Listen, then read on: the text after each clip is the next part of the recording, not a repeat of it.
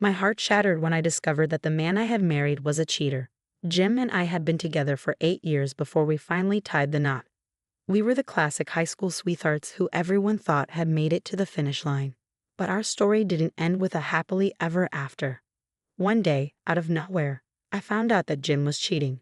The revelation came from one of his employees. My husband was a decent businessman in a small city, so for privacy, I've used fake names. I'm Riley, and you'll soon learn more about my husband Jim and my mother-in-law Tina. Jim's employee reached out to me with undeniable proof of his infidelity. I was in denial for a week, but the person who finally snapped me out of it was none other than Jim himself. He came home one evening and casually said, "I want a divorce. I'll be filing soon, but I've already made the decision. I thought you should know, I don't want to be with you anymore." What? Why, Jim? I don't understand. There has to be a reason for this. I just don't love you anymore, he replied coldly. So it was true. He was having an affair. Jim's face turned ghostly white when I confronted him. He clearly hadn't expected me to find out. I don't know if he thought he could simply walk away from our marriage with some flimsy excuse. But when I revealed that I knew about his affair, he looked both shocked and angry. "I don't know what you're talking about. I'm not in love with you anymore, so we're divorcing. We'll split amicably and keep what's ours." "You think I'll let you walk away without consequences?" I shot back. "I know about your affair, and I have enough proof. I don't care if you leave me for someone else. I've already wasted years on you and I'm not wasting any more. But I will go after your assets, as the prenup states." "Let's not make things difficult, Riley. We don't have to strictly follow the prenup. We can sort this out between ourselves." I knew why he was so against bringing up the affair. We had a prenup in place, at his insistence. He wanted to protect himself in case of a divorce and didn't want me to cheat and get away with it. I agreed because I had no intention of cheating, and the terms seemed fair. But now Jim found himself in a bind, as he was the one who had cheated, and he was desperate to marry his mistress, who, from what I'd seen, looked like a supermodel. Good for Jim, I guess. But the affair had stripped away any love I once had for him, leaving me with nothing but rage. Jim wanted to screw me over and take what was rightfully mine, but I wasn't going to let that happen. Let me be clear about one thing, Jim.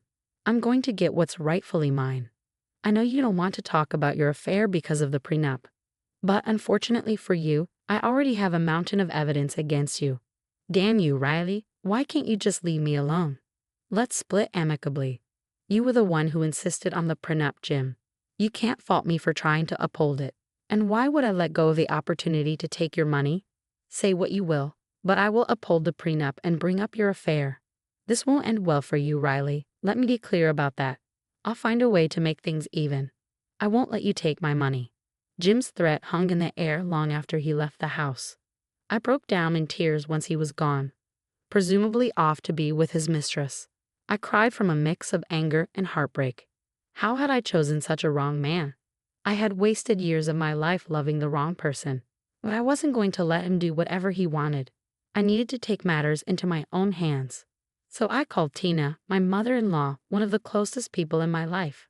Unlike the horror stories I'd heard from others about their mother-in-laws, Tina was a gem, a woman of morals, super wealthy like her son, but the exact opposite in character. She treated everyone with love and respect. Tina was confused about why we were divorcing, and I chose not to tell her everything at first, fearing she might side with Jim. I had some unresolved childhood trauma from being abandoned by my parents, and I was scared of losing Tina too. She did her best to convince us to reconcile, not knowing what had gone wrong. Eventually, I moved out of Jim's house and got my own apartment. Tina was saddened by the situation, but more angry at Jim because he had initiated the divorce. Jim probably thought that once he told his mom everything, she would side with him. He was her son, after all. To be honest, I was afraid of that too. I loved Tina and didn't want to lose her, but she did the exact opposite. One day, Tina called me in a panic and insisted on coming over. When she arrived, she looked distraught. "Riley, I need to talk to you in person. There's something I found out about Jim. I had to tell you." "Is this about Jim cheating on me, Tina?" "Wait, you already know about that?" I had no idea. It's been going on for over 6 months now, hasn't it? I got proof from one of his employees. They even sent me pictures. I found out more later, but it doesn't matter anymore. Oh God, Riley, I just found out yesterday. Jim came to me and confessed. I had no idea you two were getting a divorce. I'm so sorry, Riley. I failed to raise my son right. I feel awful. I'm a horrible mother. Tina started to cry, and my heart broke for her. None of this was her fault. She was a good mother and an amazing mother-in-law. Tina had become family to me, almost like a mother, and I started to cry with her, fearing I would lose her in the divorce as well. But what happened next dispelled my fears. Tina, please don't blame yourself. You've been nothing but kind to me. None of this is your fault. You are a good mother. No, you don't understand. There's more. I'm ashamed to even tell you about this. You'll definitely judge me and my family when I tell you. Tina, I don't think I will ever do that. Whatever Jim does is not on you.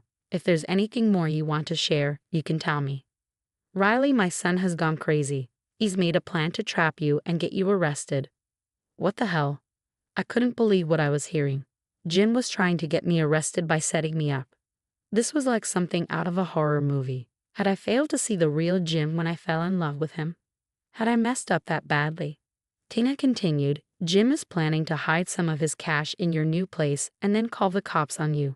He says this way he can avoid losing his money and assets to you. Your prenup has a clause that states it's void if both parties are found to be at fault. That's why he's made this plan. He told you everything because he thought you wouldn't reveal his secret. I don't know how delusional he can be. Why in the world did he think I would support him? Riley, I'm on your side. What my son did, and is trying to do, is awful. I'm so ashamed. I'm so sorry. Tina, you don't have to be sorry. Thank you so much for coming to me and telling me everything despite him being your son. You truly are a good person. I don't want to lose you after the divorce. You're like a mother to me. There is no way you're getting rid of me, Tina replied firmly. I was like a daughter to Tina, and her words reassured me that I wasn't alone in this. Riley, your family to me too. Jim can go kick rocks for all I care. Please promise me you'll protect yourself from his schemes. Don't worry, Tina, I said, feeling a surge of determination. I'm not someone to be messed with. Now that I know what Jim's planning, I'll turn his own trap against him. When I shared my plan, Tina didn't object. Instead, she looked satisfied, even relieved. With her approval, I set everything in motion. First, I ordered some surveillance cameras online. My building already had CCTV coverage in the stairwell, so I just needed to secure my apartment. With the help of a friend, I discreetly installed the cameras in every room, making sure there wouldn't be any blind spots. Then, I waited. It wasn't long before Jim showed up, pretending to discuss the divorce. I could barely contain my laughter at how transparent his excuse was, but I played along, acting as if I believed him. While I pretended to be occupied in the kitchen, I watched him head towards my study, slipping something into my desk drawer. I smiled to myself, not confronting him. Let him think he was fooling me. In reality, my cameras caught everything just as I had planned. After a few minutes of half-hearted divorce talk, Jim bolted. Good riddance. His presence was insufferable. Once he was gone, I checked the camera footage. Sure enough, there it was. Jim had planted cash in my desk. I was livid, but also grateful for Tina's warning. Without her, I wouldn't have had any proof of my innocence. I saved the footage and prepared for the next phase of Jim's plan. The next day, as expected, the cops arrived at my door, with Jim in tow. I greeted them with a smile. Hello, officers. And Jim, this is a surprise. How can I help you today? Your husband here believes you've stolen $20,000 from him, one of the officers explained. He says the money went missing after you left his house last week. I kept my composure. I don't know what Jim is talking about, officer. I didn't take any money. I would never do something like that. The officers seemed cautious, wanting to hear both sides. Jim, however, was eager to push his narrative. She's lying, officer. She's always been a thief, even when we were married. That's one of the reasons I'm divorcing her. I looked at him, feigning shock. Jim, you know that's not true. Why are you lying? Don't play innocent, Riley. I know you took my money. It was in my secret drawer until last week, and no one else has been in my house. Well, ma'am, the officer turned to me. Do you know anything about where the money might be? Jim's confidence was evident. He truly believed I was about to be arrested. But I was ready. Officers, I can show you exactly where the money is and who put it there. I have solid proof. The officers seemed intrigued. Okay, ma'am, if you have proof, we'd like to see it. We don't want to make any false arrests.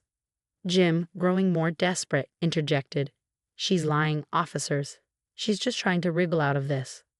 Sir, we'll handle this. Ma'am, please show us the proof, the officer replied, clearly annoyed by Jim's persistence. I led them to my desk, where the cash was hidden. Jim's smirk was infuriating. He truly believed he had won. See, officers? She had my money all along. You need to arrest her. I stayed calm. Yes, the money is here, but I'm not the one who put it there. I must inform you that I have cameras throughout my apartment. I live alone, so there's no privacy issue. I can show you exactly who placed the money in my desk. Jim's face paled at the mention of cameras. Cameras? We don't need to see any footage. The money was found in your closet. That's enough proof. The officer cut him off. We'll decide what's enough proof, sir. Ma'am, if you have the footage, we'd like to see it. Of course, I said, pulling out my phone. I'm more than happy to show you what really happened. I played the footage, and Jim's panic was palpable. He realized he had been caught, but it was too late. The cameras had captured everything. After the cops reviewed the footage, one of them turned to Jim and said, All right, sir, we've seen the footage. It clearly shows you placing the money in her closet. It looks like you tried to set your wife up for theft. Jim's face went pale. What are you talking about, officers? That must be a mistake. I didn't do anything. She's the one who stole the money from me. One officer responded sternly, Sir, do you realize we can arrest you for making a false report?